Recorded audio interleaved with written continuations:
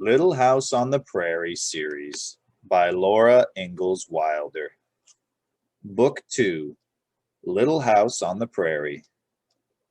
Chapter 14, Indian Camp. Day after day was hotter than the day before. The wind was hot, as if it came out of an oven, Ma said. The grass was turning yellow. The whole world was rippling green and gold under the blazing sky. At noon the wind died. No birds sang. Everything was so still that Laura could hear the squirrels chattering in the trees down by the creek. Suddenly black crows flew overhead, cawing their rough, sharp caws. Then everything was still again. Ma said that this was midsummer. Pa wondered where the Indians had gone. He said they had left their little camp on the prairie, and one day he asked Laura and Mary if they would like to see that camp. Laura jumped up and down and clapped her hands, but Ma objected. "It's so far, Charles," she said, "and in this heat." Pa's blue eyes twinkled. "This heat doesn't hurt the Indians, and it won't hurt us," he said. "Come on, girls." "Please, can't Jack come too?" Laura begged. Pa had taken his gun, but he looked at Laura and he looked at Jack, then he looked at Ma and he put the gun up on its pegs again. "All right, Laura," he said. "I'll take Jack, Caroline, and leave you the gun." Jack jumped around them, wagging his stump of a tail. As soon as he saw which way they were going, he set off, trotting ahead. Pa came next, and behind him came Mary, and then Laura. Mary kept her sunbonnet on, but Laura let hers dangle down her back. The ground was hot under their bare feet. The sunshine pierced through their faded dresses and tingled on their arms and backs. The air was really as hot as the air in an oven, and it smelled faintly like baking bread. Pa said the smell came from all the grass seeds parched in the heat. They went farther and farther into the vast prairie. Laura felt smaller and smaller. Even Pa did not seem as big as he really was. At last they went down into the little hollow where the Indians had camped. Jack started up a big rabbit. When it bounded out of the grass, Laura jumped. Pa said quickly, "Let him go, Jack. We have enough meat." So Jack sat down and watched the big rabbit go bounding away down the hollow. Laura and Mary looked around them. They stayed close to Pa. Low bushes grew on the sides of the hollow. Buckbrush with sprays of berries, faintly pink, and sumac holding up green cones, but showing here and there a bright red leaf.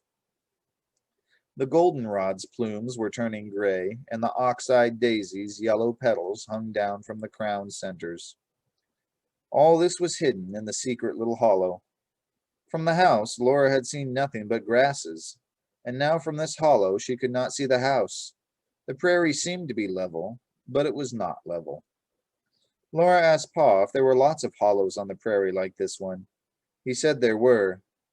"Are Indians in them?" she almost whispered. He said he didn't know. There might be.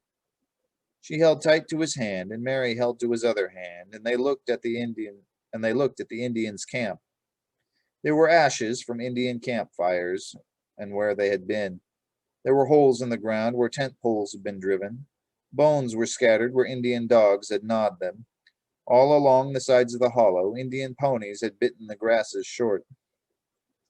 Tracks of big moccasins and smaller moccasins were everywhere, and tracks of little bare toes. And over these tracks were tracks of rabbits and tracks of birds and wolves' tracks. Pa read the tracks for Mary and Laura. He showed them tracks of two middle-sized moccasins by the edge of the camp's fire ashes. An Indian woman had squatted there. She wore a leather skirt with fringes. The tiny marks of the fringe were in the dust. The track of her toes inside the moccasins was deeper than the track of her heels, because she had leaned forward to stir something cooking in a pot on the fire. Then Pa picked up a smoke-blackened forked stick, and he said that the pot had hung from a stick laid across the top of two upright forked sticks. He showed Mary and Laura the holes where the forked sticks had been driven into the ground. Then he told them to look at the bones around that campfire and tell him what had cooked in the pot. They looked and they said, "Rabbit!"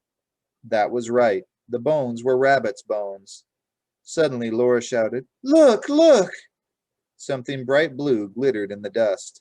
She picked it up, and it was a beautiful blue bead. Laura shouted with joy. Then Mary saw a red bead, and Laura saw a green one, and they forgot everything but beads. Pa helped them look. They found white beads and brown beads, and more red and blue beads. All that afternoon they hunted for beads in the dust of the Indian camp. Now and then Pa walked up to the edge of the hollow and looked toward home. Then he came back and helped to hunt for more beads. They looked all the ground over carefully. When they couldn't find any more, it was almost sunset. Laura had a handful of beads, and so did Mary. Pa tied them carefully in his handkerchief. Laura's beads in one corner and Mary's in another corner. He put the handkerchief in his pocket, and they started home. The sun was low behind their backs when they came out of the hollow. Home was small and very far away, and Pa did not have his gun. Pa walked so swiftly that Laura could hardly keep up. She trotted as fast as she could, but the sun sank faster. Home seemed farther and farther away. The prairie seemed larger, and a wind ran over it, whispering something frightening. All the grasses shook as if they were scared. Then Pa turned around, and his blue eyes twinkled at Laura. He said, Getting tired, little half-pint? It's a long way for little eggs. He picked her up, big girl that she was, and he settled her safe against his shoulder. He took Mary by the hand, and so they all came home together. Supper was cooking on the fire, Ma was setting the table, and baby Carrie played with little pieces of wood on the floor. Pa tossed the handkerchief to Ma. I'm later than I meant, Caroline, he said, but look what the girls found. He took the milk bucket and went quickly to bring Pet and Patty from their picket lines and to milk the cow. Ma untied the handkerchief and exclaimed at what she found. The beads were even prettier than they had been in the Indian camp.